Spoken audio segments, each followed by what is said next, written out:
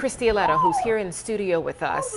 And the images that we are getting from our viewers, Christy, they are astonishing, devastating, to say the least. Yeah, I mean, and we've been playing this video for sure because this is one of the best ones that gives us a good vantage point of what actually happened. And we know that moments after this crash, residents and witnesses immediately began contacting our newsroom with videos and pictures of not just the aftermath, but also the impact. This is the ring cam video that we've been playing on repeat pretty much of the crash happening on Roosevelt Boulevard and Cottman Avenue. You can see a couple that were leaving their home and then suddenly a large bang, which was the moment the plane crashes to the ground, and suddenly a massive fireball lights up the sky just behind those row homes over there. And then I want to go to another video because this gives us a different vantage point of the crash, this time near the Raising Cane's on Cottman and Bradford Street.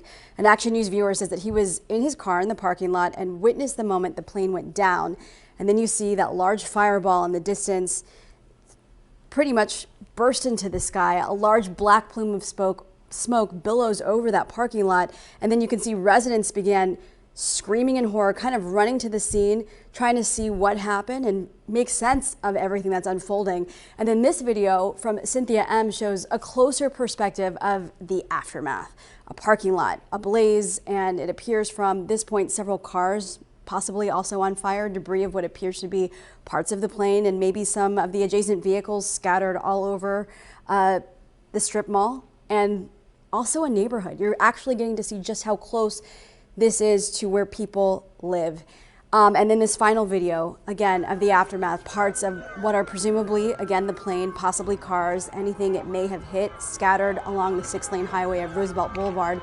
And then the sobering sound of sirens as first responders are now racing to the scene. And the video showing us just how close, again, this is happening to homes, the residential area, the business district. We've been hearing so much from the reporters that are on scene that this would have been a very busy time on a Friday evening, regardless of the weather, because this intersection, this neighborhood is so populated. People coming out of their homes, which are literally steps from the scene, standing in horror, trying to figure out what has happened. Certainly this is nowhere close to the magnitude of what unfolded in Washington just a couple days earlier, but certainly terrifying because this is happening on a busy highway, Roosevelt Boulevard, in a business district, and in a heavily populated neighborhood where, like we've been mentioning all evening, this just doesn't really happen, and now it's happening so close to home. Gray. Yeah, Christy, seeing the images puts everything into perspective.